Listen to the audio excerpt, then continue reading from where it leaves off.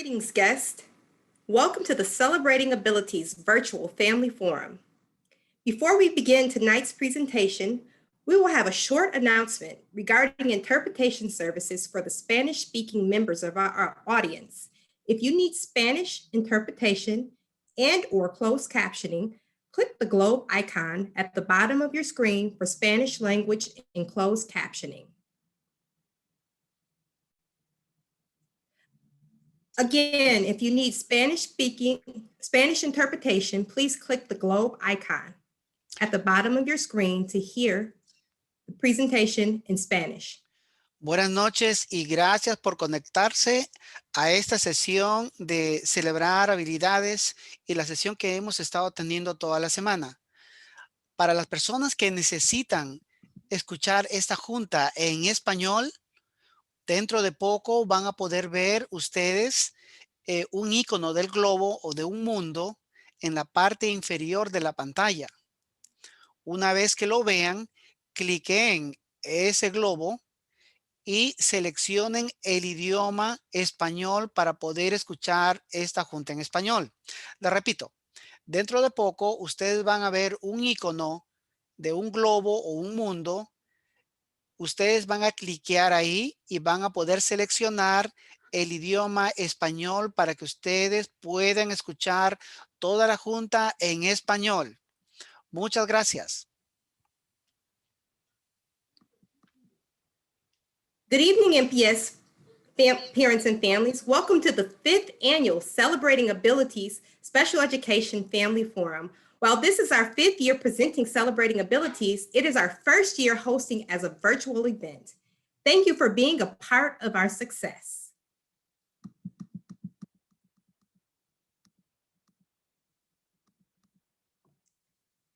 My name is Shannon Mattox. I am a proud MPS parent, Family Engagement Coordinator at CISA number 1, and a community volunteer. I will serve as the host for the virtual session tonight. And we are so grateful that you have joined us. We have come together tonight because we know how important your child's education is to you. We want you to know that we have planned and implemented this event to ensure that all of our Milwaukee Public School students will have access to the resources that they need. Monday night kicked off our week-long Celebrating Abilities event. Each night we have had a presentation focused on valuable special education resources available to our families. We are grateful to you for joining us every night to learn about topics that will be useful to your child, as well as learn about various organizations and the services they offer. Topics offered this week were supporting virtual learning through platform troubleshooting and assistive technology, IEPs and how they structure education and services, ways to cope with stress and create a positive learning environment. And tonight, we will get information on Children's Long-Term Support Waiver Program and its benefits. Tomorrow night is our final night where we will plan to celebrate special education and all of our successes. Once again, thank you for joining us tonight and hope you will join us tomorrow night as well. We know that you may have questions as you watch the presentations. Please type those questions in the chat because we will have some time to answer those questions after the presentation. Please know that if your question is not answered during the session tonight, we will be compiling the questions from the chat and you will find the answers to your questions on an MPS engagement website at mpsmke.com/familyforum. At the same website, a recording of each session will be available. So sit back, listen, and be ready to engage in our chat feature. As we move toward tonight's main presentation, we want you to know that all of our work in MPS revolves around our 5 priorities for success. With that in mind, our focus in planning the Celebrating Abilities event this week was centered around these areas: increasing academic achievement and accountability, improving district and school culture, and strengthening our community communication and collaboration. We appreciate you and applaud you for all that you do as parents, guardians, and caretakers in partnership with our district to help our students be successful. Again, interpretation services can be accessed by clicking on the globe at the bottom of your screen. Be sure to add questions for the presenters in the chat. Finally, be sure to stick around after tonight's presentation for important messages. Now for our presentation. Our presenter tonight is Luisana Walker from Milwaukee County, and she will be talking to us about the Children's Long-Term Support Waiver Program. Welcome, Luisana. Thank you so much for the introduction. Hello, everyone. My name is Luisana. I am the intake supervisor for Milwaukee County Children's Long-Term Service Program, and I am also in charge of one of our programs called the CCOP, or Children's Community Options Program. I am going to talk a majority about those two programs, Children's Long-Term Service Waiver and Children's Community Options Program, but it would be a disservice to the community if I didn't mention our other program, which is the Birth to 3 program, because we all may know a baby that may need additional supports. So hopefully everyone can share my screen or see my screen. If you cannot, somebody please stop me. So this is going to be the agenda for the evening. We're going to discuss the children's programs, all three of them that are facilitated throughout Milwaukee County. It's Birth to 3 program, a Children's Long-Term Support, or CLTS, as I'll refer to it from here on out, and Children's Community Options Program, which I will refer to as CCOP from here on out. Okay, so the vision of all of our programs in Milwaukee County is that we are empowering children and their families to live their best lives. And we do not dictate what living your best life looks like for you. That's really up to you. We're just here to support you in your journey to living your best life. And we're all living that journey. We're all working through that journey right now. So this is more for us to support you to reaching your own personal goals. And so the Wisconsin Birth to 3 program is an early intervention program that really focuses on assisting infants and toddlers to meet some developmental milestones that there may be delayed on. So children can grow and develop in the world around them. And so for the Birth to 3 program, it's a requirement that kids are under the age of 3 years old. They can either have a diagnosed disability, a 25% delay in one or more areas of development, just a developmental concern. So if I've had families in the past who've reported just not being able to sleep during the night because their child is up all night. And so we can have someone work with your family through that as well. Our big goal and push for Birth to 3 right now is social and emotional development. We know that there's signs where we can support children with having the best social and emotional development. I know DPI has also had that push. And so we're all here working together towards the same goals. The great thing about the Birth to 3 program is that it's available to any child in need. So they do not have to have Medicaid eligibility, and they don't have to be a U.S. citizen. So every child who has or whose family or caregiver, a loved one, has a concern can be in the Birth to 3 program.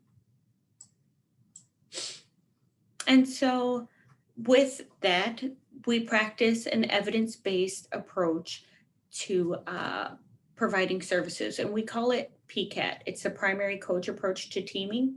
And it just says that we teach kids in their natural environment, and we support the families in teaching the child how to best develop. So we're not the experts on your child. We'll never be the expert on your child.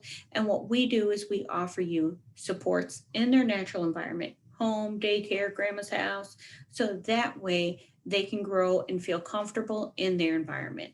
They're also offered a service coordinator, somebody like me, who helps families find resources and connect them with other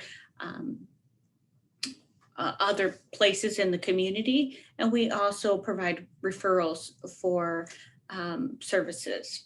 We create individualized family service plans, and we also assist with transition planning. So once a child leaves birth to 3, we help and coordinate services with their school district to ensure that if the child continues to need services after 3 years old, that they can get those through the school district. And so in our program, you can also work with either a teacher, a speech therapist, a physical therapist, or an occupational therapist. And again, most of the time, it's at very little or no cost to the family. So typically during this presentation, this is where I would stop for a break and ask questions. Please feel free to use the chat pod at this time and go ahead and chat and ask any questions. I'm sure that one of my coworkers are out there listening as well, so they could respond to those questions if I'm not able to get to them at the end, or I'll follow up after the presentation. And so the program that I have the pleasure and the privilege to work in are both Children's Long-Term Support Waiver and the Children's Community Options Program. Again, CLTS and CCOP. And so CLTS, it's a home and community-based Medicaid program designed to provide supports and services for children to meet their personal outcomes. So we really want to empower young children and youth and adolescents and their families to live their best life. It always comes back to, are we doing the right thing for the children to ensure that they're living their best life and that they're directing the services that they need to live that best life? It's really important for Milwaukee County to know that we're meeting families exactly where they are and understanding that their needs and wants may look different than what the next family or another family looks like. And so that's really, really, really important to our program. I cannot stress that enough. And so anybody who is interested in becoming a participant of the CLTS waiver program, these are the eligibility requirements. The child has to be under the age of 22 years old. Typically at the age of 18, kids transfer over to a publicly funded long-term program like IRIS or family care.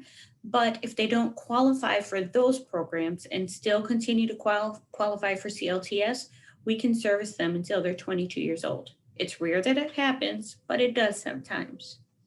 Another requirement is because this is a Medicaid program that they have to be Medicaid eligible. As you can see, it does not say that you have to have Medicaid. You just have to be eligible for it. And so U.S. citizenship or eligibility residential status as determined by Forward Health is a requirement. But there's so many different kinds of Medicaid. So if you're a family that makes an income that's more than what would qualify for the child to have Medicaid, don't fret, don't worry. We have so many other kinds of Medicaids that are available, and we can help you figure that out. We have a waiver Medicaid. It's a home and community-based waiver Medicaid that we can help you obtain. There's also the wonderful Katie Beckett program that we can help you with. Children who have Medicaid through SSI. There's Badger Care. There's a ton of different types of Medicaid that are available for our community, and we help you connect to that type of Medicaid. Because we're talking about families who may make a little bit more than that income to get Medicaid, it's just a reminder that we do not look at that child's income or the family's income to determine eligibility. It is not a requirement for the program. What is a requirement is that you get to talk to somebody like me to do a functional screen on your child. And we have to make sure that they're living in an eligible setting. Eligible settings are at home with a parent or a guardian, a foster home, or a certified adult home for those children that are between 18 and 22 years old. And I say children even though they're older, but our babies are our babies for life. And so the goals of our CLTS waiver program is that we create plans based on that child. That child is in the center of everything that we do in our program. We strengthen the capacity of the family. If the family has barriers, we work with them to make sure that we're providing supports that strengthens them already with what they have going on, right? So if a family likes to get out to the community, but they don't have transportation to get out to the community, we think that's a strength that families get out into the community and take their kids out and go to the park and enjoy Milwaukee. So we want to build upon that. We also want to build upon personal outcomes for that child. Many kids on my caseload or my previous caseload, they had outcomes that were about them. I want to hang out with my friends. I want to go to dance class. And so if those are their outcomes, then I'm here to help support those outcomes. And also the biggest thing is we want community integration and inclusion for participants and their families. We want all abilities to be recognized and accepted into our community. And so families should not feel like, oh, my child has a disability, I don't want to take them out. The question should be, what can we do to make our community better so that way my kid can go out? And it's about changing the conversation, changing the narrative within Milwaukee County. And we're working with that to do that, to accomplish that, one family, one participant at a time.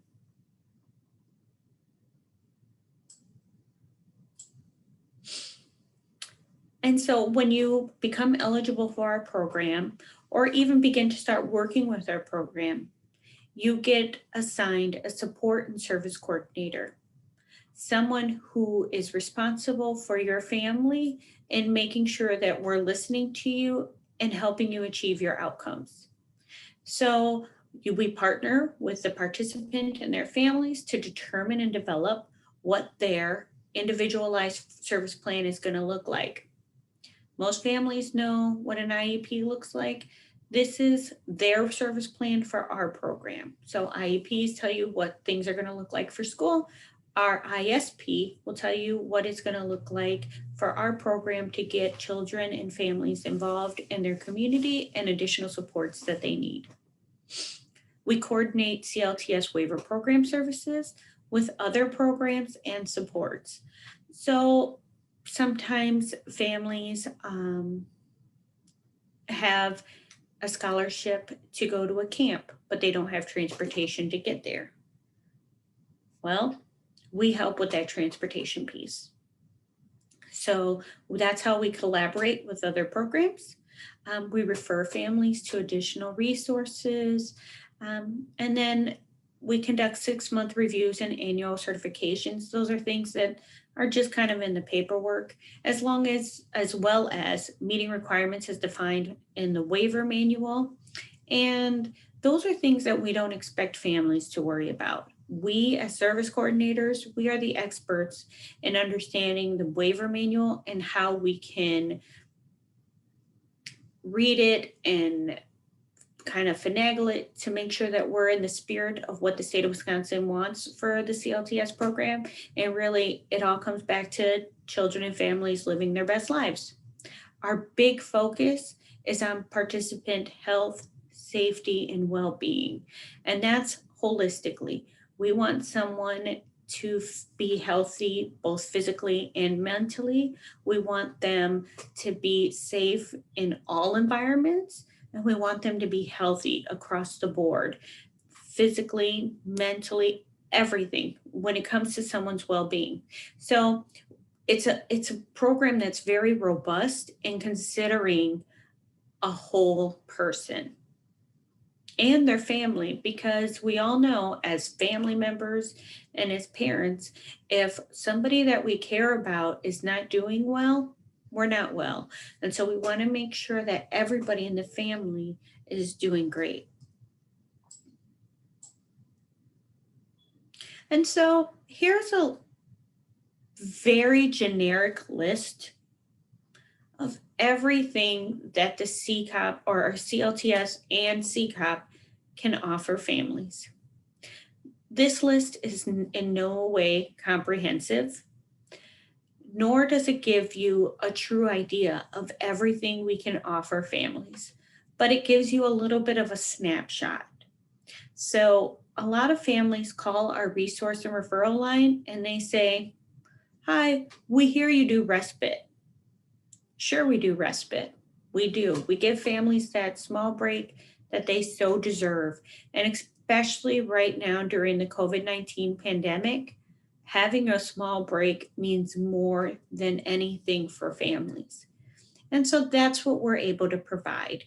We're able to provide respite care for families, but also supportive home care, helping kids figure out how to take their own medication, helping them figure out how to utilize transportation.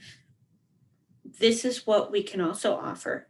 We can also offer daily living skills where we're teaching kids how to take care of themselves. How do you do laundry? How do you prepare your own meals? And so we don't do it, but we offer the support so that way your child has somebody to teach them how to do it. And the awesome thing is that it's parent and family directed. So you get to pick who your providers are, and we're just there to say, we think that's a great idea for you. Let's do it together. And then you have somebody to always constantly bounce ideas off and talk to about because you have your service coordinator there with you. Here's the big one: child care support. If your child's in daycare, but they charge you more money because they need additional worker to support your child or any other additional fees because of your child's differing ability or disability, we can help cover that cost above and beyond daycare costs. This is huge for families because sometimes finding proper childcare is such a barrier for people to live full lives. This allows them to do that. We offer transportation services. We collaborate with DVR for supportive employment opportunities. And then there's a bunch of other things. How many families have lost eyeglasses for their kids, or their kids broke them and your medical insurance will not pay for another pair? We will, without question. Assistive technology and communication skills. Having a way to communicate is so important to us to just meet our daily needs as humans. We find ways to make it possible for kids to communicate what they need. Personal emergency response systems. The scariest thing in the world is having your kid elope and you can't find them. We are contracted with various agencies, so that way if your kid does elope, you can find them easily, you can communicate with them. Wonderful. It's a wonderful program. And then specialized medical and therapeutic supplies that are not covered by Medicaid. And then we also do, this is huge, home modifications as well as automotive modifications. If your child has a wheelchair and it's becoming more and more difficult to get them in and out of the car or to transport them where you need to go, we can help modify that vehicle. We can also make it possible to have a ramp in front of your home so your child can get in and out without any risk to their safety or health or well-being. And so this list again is by no means comprehensive, but I hope it does give you a snapshot of how robust our services are. Now, these services is part of the CLTS waiver or the Children's Long-Term Service. But if a child does not have Medicaid or is not Medicaid eligible, there's still opportunities for them to get all of these services, every single one of these services and more through, now this is another time that I stop for questions, but we're going to skip that, but through our Children's Community Options Program, also known as CCOP. So this program is absolutely amazing. It began in 2016. It's a combination of the community options programs for adults and then the family support program that we had for children way back when. We consider it our last resource for funding. It's absolute last. But what it does do is it builds upon other supports and services, including the waiver program, as well as it's one of the most flexible funding sources, all coming to you from the wonderful state of Wisconsin. Wisconsin has a budget for our kids, and it's this budget right here, the Children's Community Options Program. And this is why I absolutely love it. Eligibility for this program is almost the same as the CLTS program. They have to be under 22 years old. They have to be living in an eligible setting, and they have to complete and be found eligible through our functional screen. But they do not have to have Medicaid, nor do they need to be Medicaid eligible for this program. If a family is undocumented for any reason, their child can get all of the services that I had talked about previously using this fund. It's amazing and it's wonderful.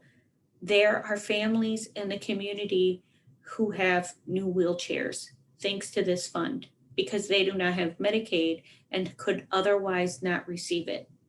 There's families who have opportunities to drive their children around in their own automobiles because of this fund. So this fund is so flexible. It's so wonderful for all families in the community. And so how do we use this fund? We use it the same way that we would use CLTS. So we partner with CLTS program. Your service coordinators can figure out ways that we can use those CLTS funds, which are federal funds and state funds. So that's why the funding is a little more strict, but it could be used. Sorry, I got off track.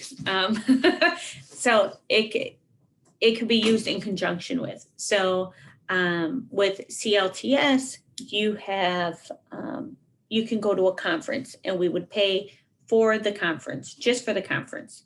But then with CCOP, we can pay for the transportation, the gas mileage, we can pay for the hotel stay, we can pay for the food for that parent to go to that conference and learn what they need to learn so that way they can best support their child. Recreational items. So kids want swing sets because parents right now are scared to have them go out into parks and catch the COVID-19. This allows us to put that in their backyard. It also allows us to buy simple bean bags so that way a kid can learn how to use it for in and out play or to learn how to walk on top of them to help strengthen their core. And we know that if they throw it at a sibling, it's not going to hurt them. So that's where recreational items come in. It's about talking to your service coordinator about finding goals that meet your family's need and how can we support your family through those recreational items. CCOP can be used one time for a big purchase, like a wheelchair, or we can use it for several things. If a child is in swim classes, we can pay for those for CCOP, through CCOP. Milwaukee County used to have a pretty large CLTS wait list. We've essentially eliminated it. Families at this point are on the wait list for anywhere between 30 and 45 days. And so if they need something and their need is immediate, we can go ahead and purchase that while they're on the wait list using CCOP.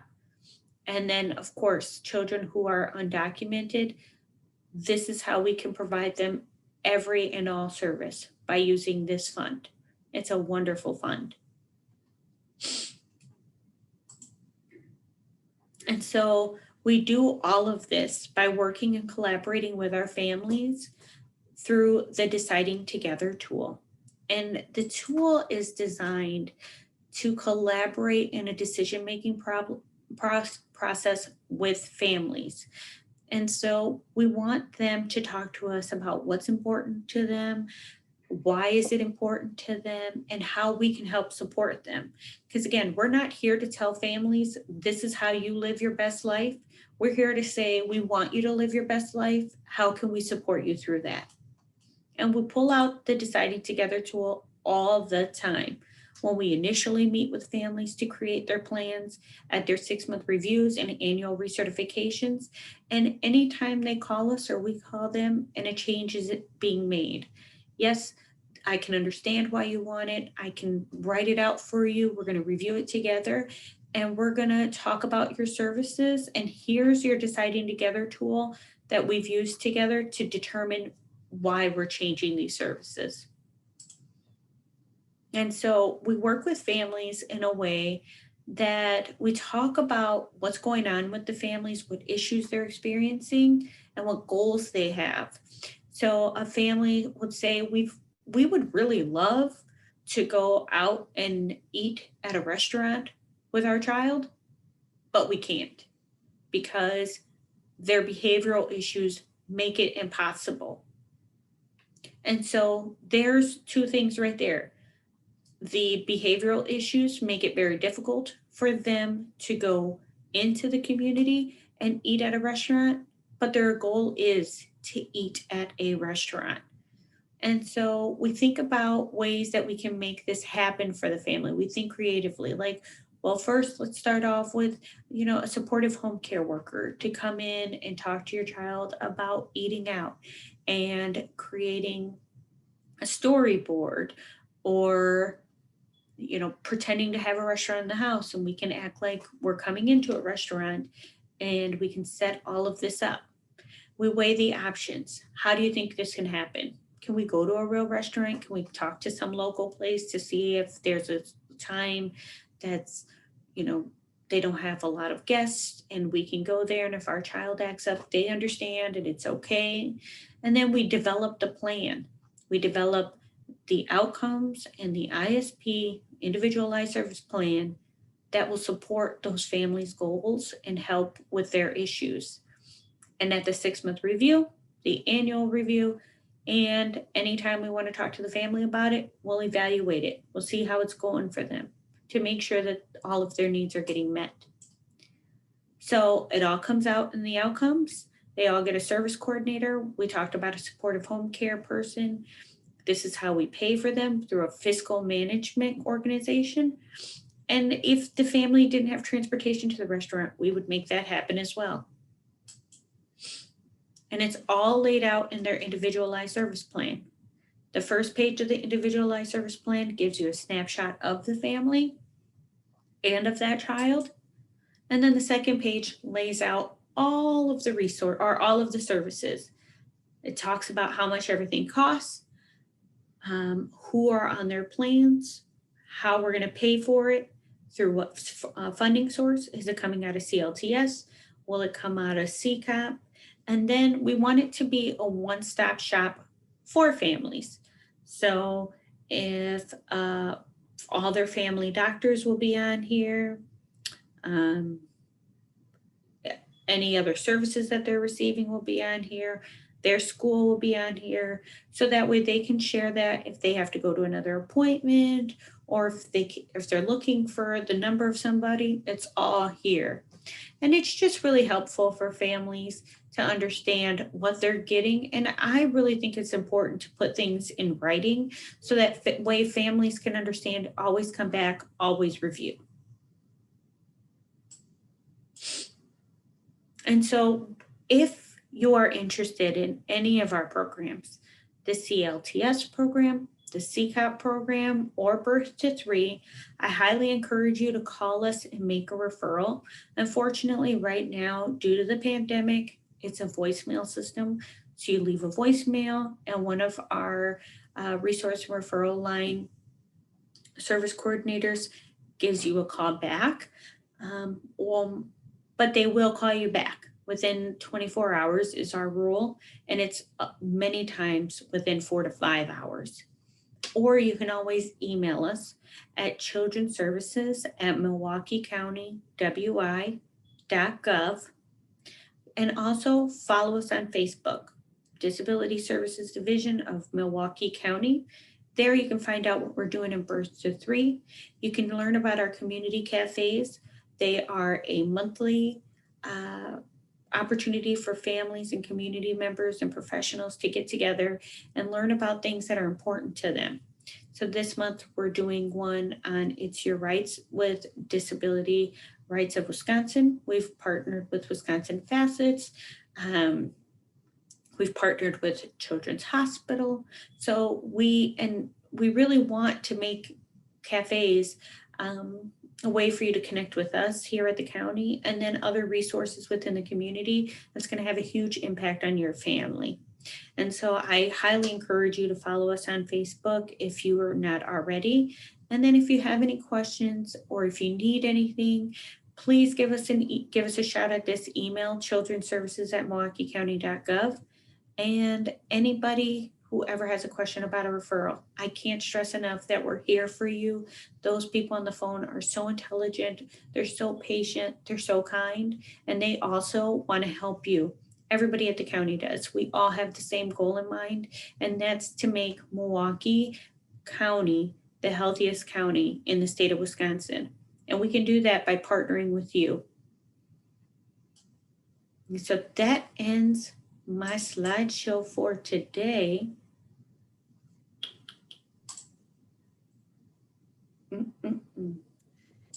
If I can figure out how to not share my screen anymore, I think we'd be in business. I think it's stop sharing at the top, Luisana, top of your screen. Pause.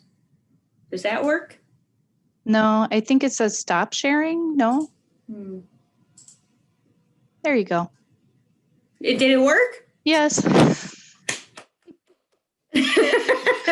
All right. So we did actually get quite a few questions. And so I see Shannon's back on. And so Shannon, I don't know if you want to pick up some of those questions that came in the chat. We told them to keep putting them in and we'll get to them at the end. So we have time.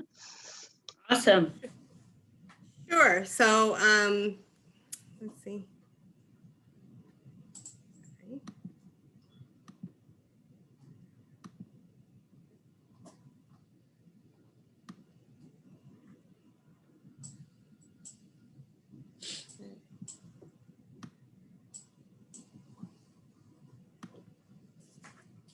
There's tons of them. Let's see. I can pick up one of the first ones if you'd like. One of the first ones that came in said, are there any new services being offered during the pandemic? So is there anything new that they need to know about that might be different from what you have already talked about? So I think one of the biggest things that we're offering in the community is a lot more flexibility to our respite program. In the past, it had to be a caregiver outside of the home or a person outside of the home. Currently, parents can provide respite for their children, which is huge because a lot of families are struggling right now financially or feeling safe by having their vulnerable children being exposed to someone who may have COVID-19. And so we're allowing parents to provide their own respite to their children or their own supportive home care. So this is actually a really benefit to a lot of individuals in our community. So, but sorry, in I was just 2022, we're going to have a ton more new services being released from the state of Wisconsin. They're working on that right now through the budget. So it sounds odd to say they're providing their own respite, but what I think I'm hearing you say is that, you know, so that if they can give themselves a break by by being paid to provide that respite? Right. So what it allows families to do is, some of our families can't work as much. Mhm. And so they don't lose as much income by being able to stay home with their children. It offers that security blanket for families right now because of COVID-19. Right. So the typical idea of respite is that you get a break, but the break comes in the fact that you're able to now pay some bills, right? As opposed Absolutely. to get away, you're home and you're making sure your children are safe. And so your respite comes in peace of mind. Yes. Awesome. So it looks like the next one we have here is someone says they have many families that would like their children to participate in community programs called Pink Umbrella. How do they go about getting help from their CLTS program to get paid for such community programs? Oh my goodness, Pink Umbrella is so wonderful. For anybody who does not know about Pink Umbrella, I highly, highly encourage you to connect with them. And they are one of our CLTS providers. So you just tell your service coordinator about, your need to get your child active in play and social interaction and community integration. And you think that Pink Umbrella would meet all of those goals for your children. And that's pretty much it. Then we go about connecting you with Pink Umbrella, helping you through that intake process. And then we can establish services for you. I'm just going to quickly, so the phone number was given. Someone had asked if there was a number she could call to find out if her child qualifies for services. And just to clarify, the number for that is the 414-289-6799. Yes. Okay. We had several questions come in Spanish, and unfortunately, I do not speak Spanish, nor can I read those questions. So I don't know, Luisana, or if Monica could maybe unmute and see if we've covered any of those questions. I apologize. I want to make sure that we get to the ones we can, because we do have time, which in the past we've run out of time. So I'd love to answer those.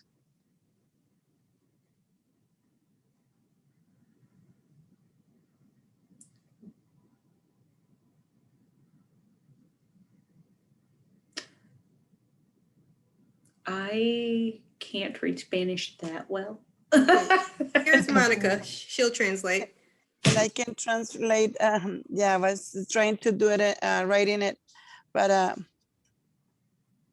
okay. There was a question from Maria Vidrio. Dice que she wants to know if there has already answered that phone. The other, I'm sorry. We appreciate you, Monica. You're Well, welcome. Monica does that. Okay. How about Let me Angela, our friend, another MPS parent, Angela, wants to know, what is Pink Umbrella? What is that program? Sure. So Pink Umbrella is it's an acting class and play group for children with disabilities. So they teach children like a script, and they work through a play, and then they can perform it. So very much like children who are in first stage, but sometimes families feel like maybe their child might not be able to do well in that first stage environment, whereas Pink Umbrella has a one-on-one aid with your child, and they work through the class with that child, and they make sure that every child is a star. And it's a wonderful program. I can't say enough about it. It's one of our great programs. But we also have a ton of other programs too. Families really are striving to have their children as independent as possible. So we do have a provider that can teach your child how to make healthy meals and start learning how to cook for themselves. We also have a provider that works on being healthy through exercise and yoga. And so our list, again, was by no means comprehensive. it's all about talking to your service coordinator about what your needs are for your child, what your wants are, what your goals are for your child. And then we can help you find those services and resources through our network. And if we don't have it in our network, that's not a barrier. We actually will work with whomever you want us to work with to try to enroll them into our program, get them into our network, so that way we can serve your family and many other families who could possibly benefit from that program as well. So there was a question that came in through the question and answer portion, which says, and I think I know, but how many hours can I receive for respite for taking care of my child? How many hours do you need? That's the answer. So it's about working through that deciding together tool with your support and service coordinator to figure out the needs of your family. Again, it's none of our jobs to tell you what your needs are. It's our jobs to support you throughout those needs. And so one family might need 10 hours a month, another family might need 50. And it's about working with the families to ensure that we can meet those needs. Monica, I can help with one of these translation. There's another Spanish question in here. This is Elsa that is asking, would you guys be able to provide an adult to be able to help with the school activities doing the virtual learning? I think that's what she's referring to. So because parents are working and the kids are virtually learning and they need an adult support, would you guys be able to provide that? And so so we have to be careful with that, because if the support is basically only for education purposes, then we have to kind of work with your school to ensure that we're not meeting any needs that could be met through MPS. But so the answer is practically check with the district first. Yes, check with the district Okay. first, and then if they can't, and it's a respite thing, if it's somebody watching your kid because they can't go to daycare, they're virtually learning right now, they need those supports, then that's a conversation that we can have. Okay, thank you. So it sounds like a lot of the answers are to talk to their service coordinator, correct? It is because, and the reason why I always refer back to the service coordinator is because we try to make things so flexible for families right now, especially because of the pandemic. It's so hard for families to try to find adequate child care. After school programs are closed, typical daycare centers are closed. And then we're dealing with very vulnerable children who are on oxygen or G tubes or sickle cell. We can't have these children getting sick because of COVID-19. And so we want to make sure that our program is here to support you and be very flexible during this time. And then our overall goal in the CLTS program is then to figure out how can we support your child after the pandemic, even to get them back into the community, to help them build those social skills, to help them feel like they are the best body that they are, and makes them feel part of their community. And so we have big goals for once this pandemic is over. And any day now, right? And so as soon as we can participate more in the community, we're going to be in the community, and we want families to be in the community. But right now we understand that families are struggling, and we want to help them through this time. So there's another question that says, are there services for autistic children?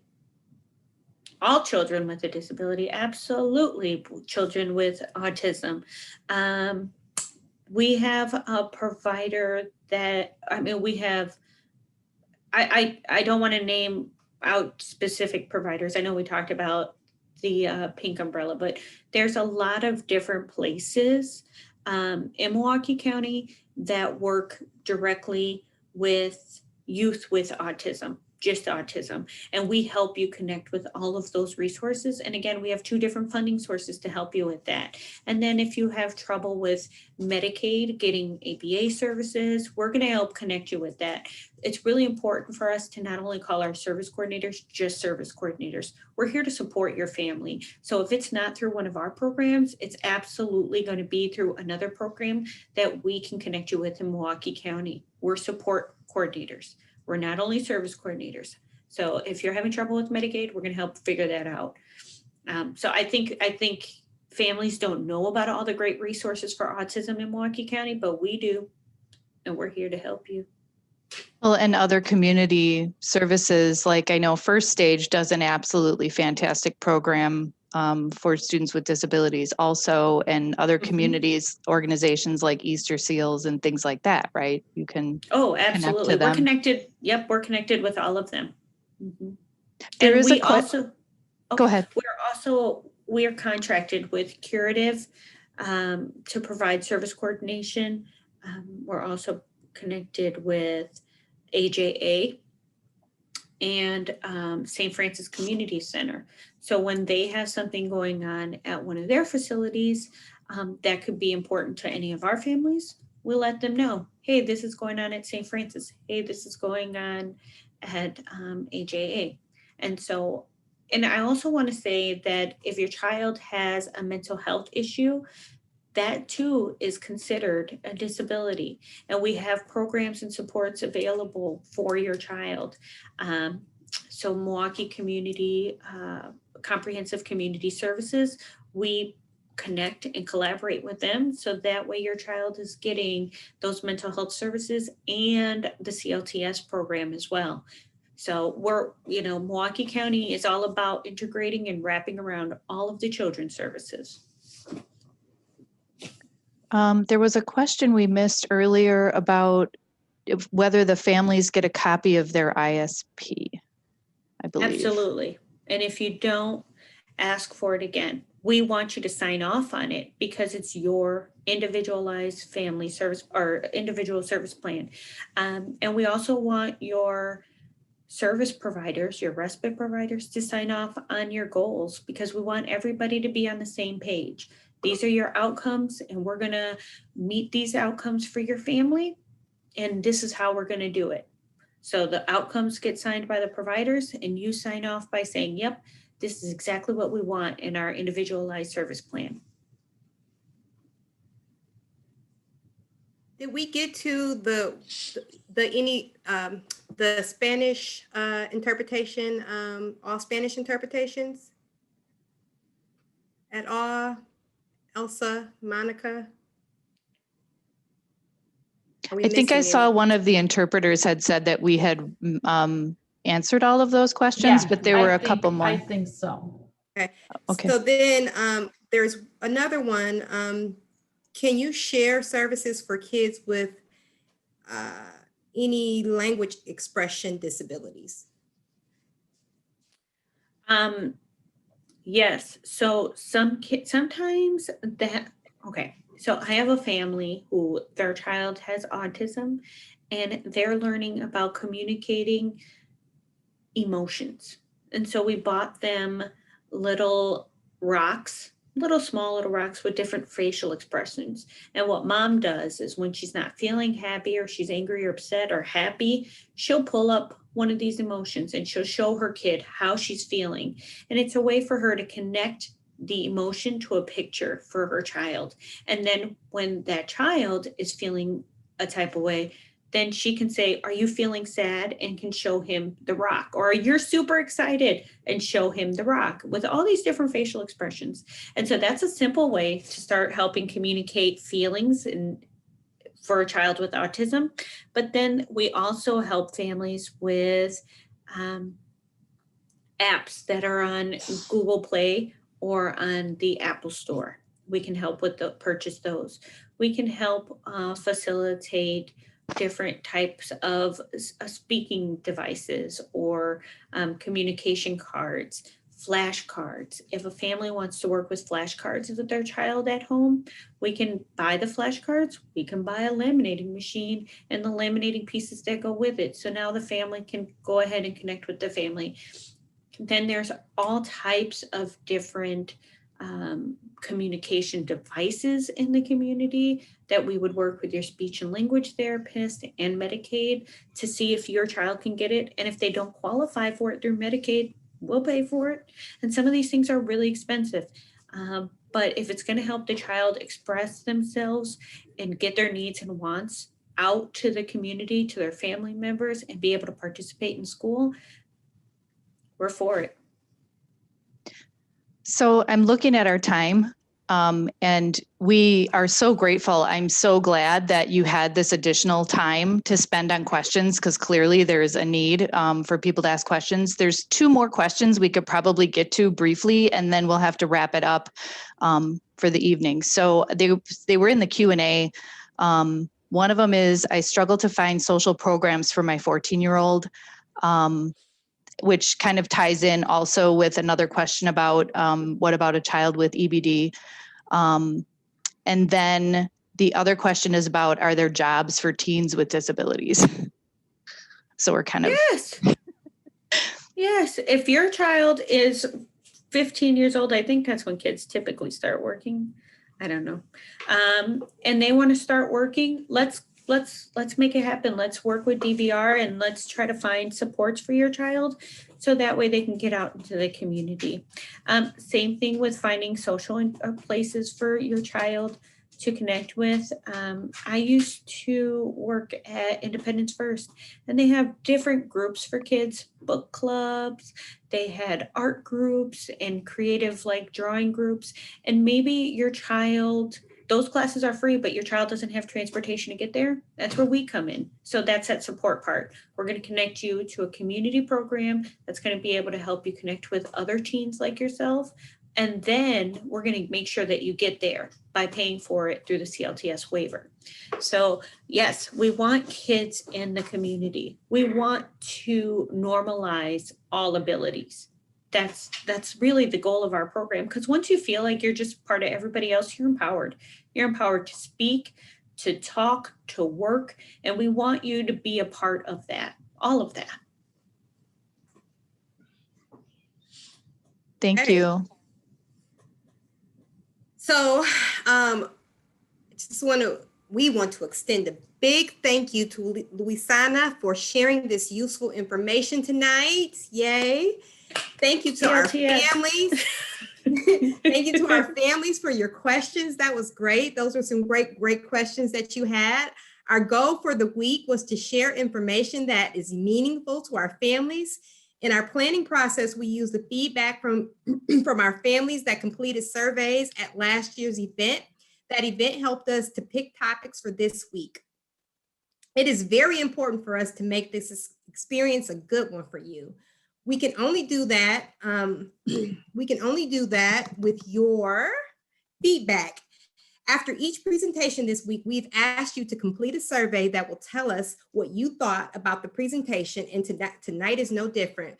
You will find the link to the survey in the chat. Tomorrow night, you will be asked to complete a survey to tell us what you thought about the week overall. By completing that survey and including your contact information, you will be given a chance to get a free Celebrating Abilities t-shirt. We all like that kind of stuff. When filling out the survey, you must include your contact information, such as your email address or phone number, so that we can contact you with instructions on how to claim your free t-shirt. Again, you will find the link to the survey in the chat. As always, we encourage you to make sure that you are in communication with your child's teacher, school support staff, and administrators if you have any questions or concern. We are here to support you. We hope to see you back here with us tomorrow night at 5:30 to celebrate the success of this week of learning and to celebrate all of our different abilities. You should use the same link that you used to access the presentation tonight. Be safe and be well. And don't forget to complete the survey, and good night.